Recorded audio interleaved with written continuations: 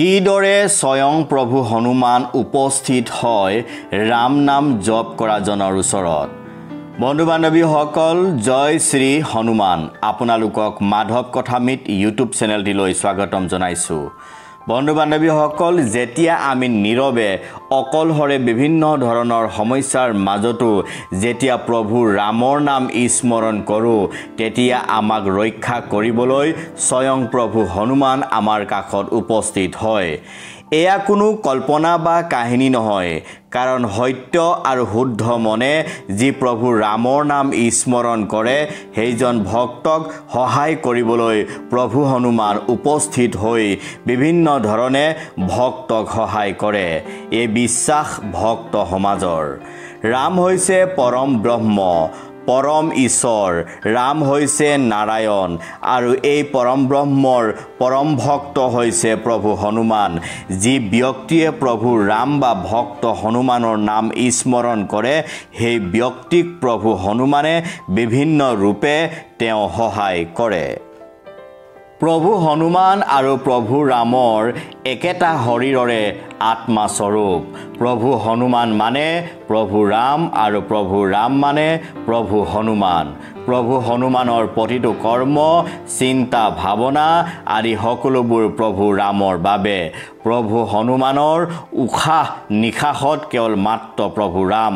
সেইকাৰণে কোনোবা ভক্তই যেতিয়া প্ৰভু ৰামৰ নাম শ্ৰদ্ধাই হৃদয়ৰ পৰা স্মৰণ কৰে, প্ৰভু হনুমান ততালিকে সেই ভক্তৰ ওচৰত উপস্থিত হয়। বন্ধু বান্ধৱীসকল, ৰাম মানে সমগ্ৰ ব্ৰহ্মাণ্ড ৰমণ কৰা, অৰ্থাৎ ৰাম মানে সমগ্ৰ ব্ৰহ্মাণ্ড ক্ৰিয়া কৰি থাকে।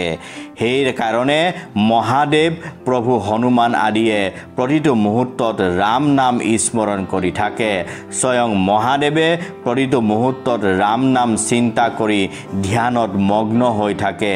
আৰু প্ৰভু হনুমানে ৰামৰ নাম এক মুহূৰ্তৰ বাবেও নাপাহৰে।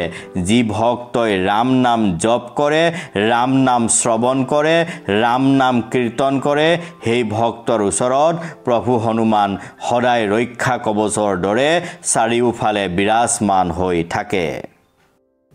কাৰণ য'ত ৰাম তাত প্ৰভু হনুমান। যি ভক্তই ৰাম নাম মুখে লয়, হৃদয়ত স্মৰণ কৰে, শ্ৰদ্ধা কৰে, তেনে ভক্তৰ ওচৰত প্ৰভু হনুমান সদায় সন্তুষ্ট হৈ থাকে। তেনে ভক্তৰ বিপদ আপদত সদায় প্ৰভু হনুমানে ভক্তই নজনাকৈ তেওঁক ৰক্ষা কৰি থাকে। সেইকাৰণে প্ৰভু ৰামৰ বা প্ৰভু হনুমানৰ নাম জপ কৰিলে 108 বাৰ জপ কৰিবলৈ চেষ্টা কৰিব লাগে। কাৰণ ৰাম নাম হৈছে এটা মহামন্ত্ৰ। এই মহামন্ত্ৰ তেতিয়াহে সিদ্ধ হয় যেতিয়া ইয়াক 108 বাৰ মুখে লোৱা হয়। বন্ধু বান্ধৱীসকল, প্ৰভু হনুমানৰ নাম জপ ঠিক তেনেদৰে 108 বাৰ কৰিব লাগে। যি ভক্তই নিৰন্তৰ প্ৰভু ৰামৰ নাম জপ কৰি থাকে, সেই ভক্তৰ ওচৰত সদায় প্ৰভু হনুমানে বিদ্যমান হৈ থাকে। কাৰণ ৰাম ভক্তৰ ওপৰত প্ৰভু হনুমান সদায় কৃপা আৰু দয়া দৃষ্টি প্ৰদান কৰি থাকে। ভক্তৰ মুখত ৰাম নাম শুনা মাত্ৰে প্ৰভু হনুমান স্বয়ং তেওঁৰ ওচৰত উপস্থিত হৈ ৰাম নাম তেওঁৰ মুখে শ্ৰৱণ কৰি থাকে।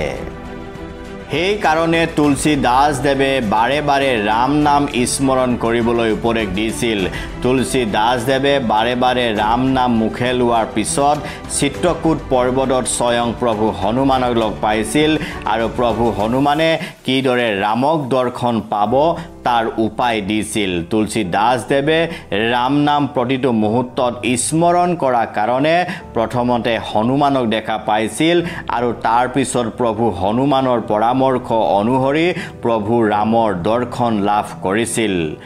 গতিকে বন্ধু বান্ধৱীসকল, নিৰন্তৰে প্ৰভু ৰাম আৰু প্ৰভু হনুমানৰ নাম হৃদয়ত স্মৰণ কৰিবলৈ সদায় যত্ন কৰিব লাগে।